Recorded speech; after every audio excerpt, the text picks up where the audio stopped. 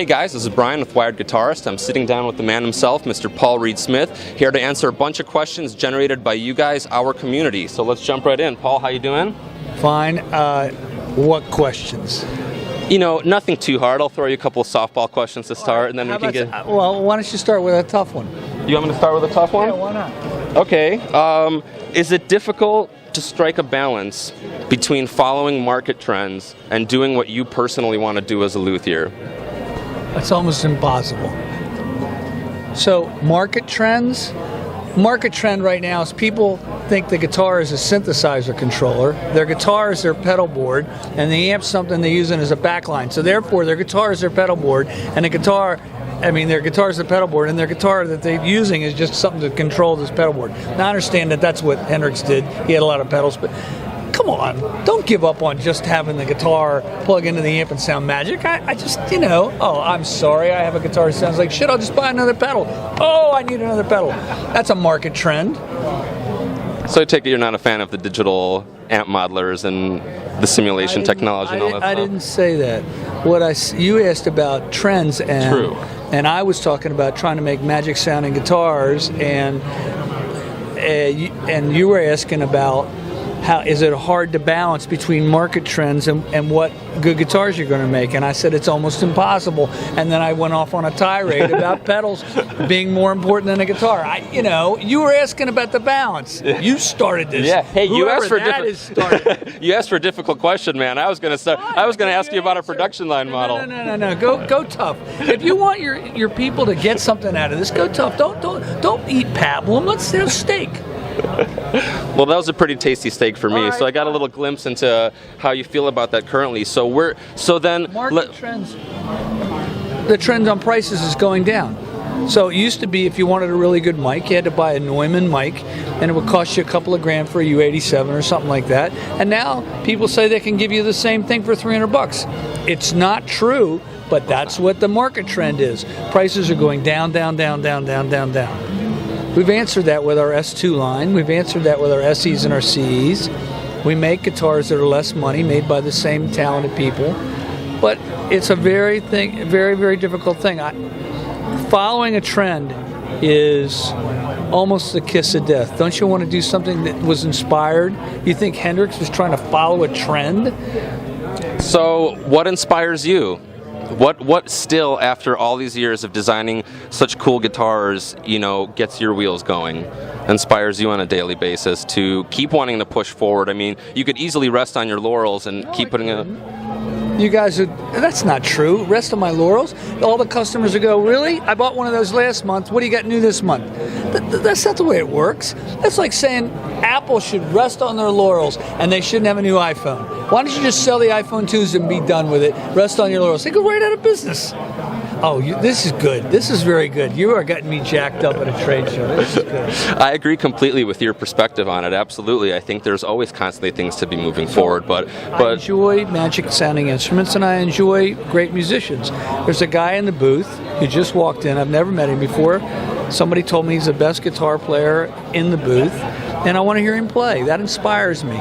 Listening to Rhonda Smith plays bass, or Wizard play bass, or Gary plays bass inspires me. There was somebody tap dancing in my studio the other day that was dancing, swing, go-go tap dancing, and he was playing as well as the drummer, which sounds like that. What I just said is not possible, but I'm telling you, I experienced it. It was magic. It inspires me. And, I think that comes across. The way that you're speaking about it is a very, very passionate way. And you're saying it might not make sense. I personally understand it. I'm a player myself. We find inspiration from creativity in the weirdest forms, right? When you yourself are a creative person and you are looking for some sort of spark. I mean, I can imagine it would get stale constantly trying to look to the world of guitar exclusively to get inspiration. No, there's tons of information for that. I could go to guitar shows and get inspired for years. I mean, I don't really go looking for it. I'm always looking for it. It's like I've always got my antenna out. I'm like a catfish with long things, and I'm always, wiggling around trying to find something. It's fun. So all of the wonderful creative things in life that you just see around you, basically, you would say is kind of your, there's no central driving inspirational force that you could pinpoint currently. It's just what's around you. Could be anything. Could be a musical spark. The job of the spiritual warrior is to stand at the river and start watching for moments. And when you get good at looking, they come faster than you ever thought. I look for things that I get I get a heart shot at, where it hits you in the heart. Exactly. I like things that give me a heart shot. And if a musician gives me a heart shot, I'm interested.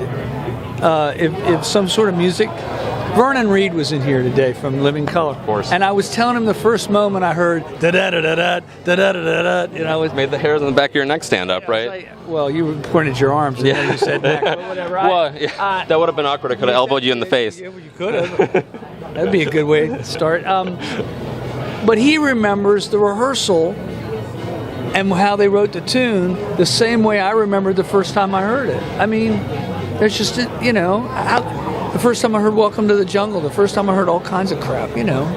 First time I heard ZZ Top play LaGrange, I was in my car, swung the car completely over into the rocks, I turned it up as loud as I could and put my head up on the dashboard. I couldn't believe it was coming out of speakers. All that harmonic crap. By the way, I can do it now. But at the time, it was like, oh my God, what is that? So now, when you heard tones like that you said obviously inspired you and you wanted to pursue, was your goal to achieve those tones as much out of the guitar itself as humanly possible without relying on external factors? You know, obviously you need an amplifier that your guitar is going to drive, but beyond that, were you trying to, you know, achieve some sort of tonal center, like with LaGrange, for example, in your instruments that you would be getting mostly out of your instrument and out of the pickups themselves? No. I saw the tone as coming from my hands, and I saw the guitar as a tool to be able to get that to happen. So, I mean, I could plug the guitar amp in, I could show you what it is that I'm talking about, but as a player, I understand, but maybe for our audience that maybe doesn't play. There's 5 guys can go da-da, take 2 notes, right? But I'm sorry, when Carlos does it, you know it's him in the first 2 notes. Immediately. I'm sorry, he wins. I mean, Eric Johnson does da-da, and you know it's Eric Johnson in the first. There's not a lot of guys that pass the 3-note test. Some guys pass the 2-note test. Not many of them. So to me, I would sit at the record player and play the same notes as they played over and over again without an amp, because I figured if I could get that sound from just playing it, then I could get it with the amp. Then it would be another ball game with the amp. So the guitar was more of a tool to be able to get a palette of sounds out of that would match what was the sound going on in my head, right?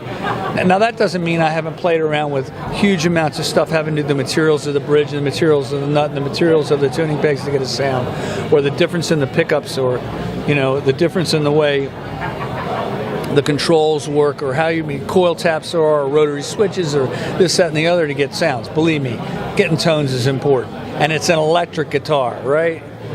But first and foremost, it's an acoustic guitar, and then first and foremost, it comes from the hands. I've seen me play the same notes, and someone else will pick the guitar up and play the same notes. It sounds like somebody else just played a different amp and a different guitar. It's stunning, actually. I'm sorry, Carlos Santana sounds like Carlos Santana on Strat.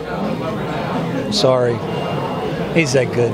Yeah, I know exactly what you mean. It's a huge part of a tonal personality and character that comes out of every player, and obviously a seasoned player like Carlos, that you're mentioning, and maybe somebody like David Gilmour. You know, you can instantly tell. But yeah, I mean, it's unbelievable. You pick up the guitar, instantly you can tell that it's him. Doesn't matter what he's playing through, right? Quarter chirping the low notes. That's a whole. I mean, that's a guitar lesson. I mean, I could show you. A quarter chirp is when, instead of it being a harmonic, it's a little bit of a harmonic on the low notes so that you hear the low notes better. I mean, these guys were brilliant at this stuff.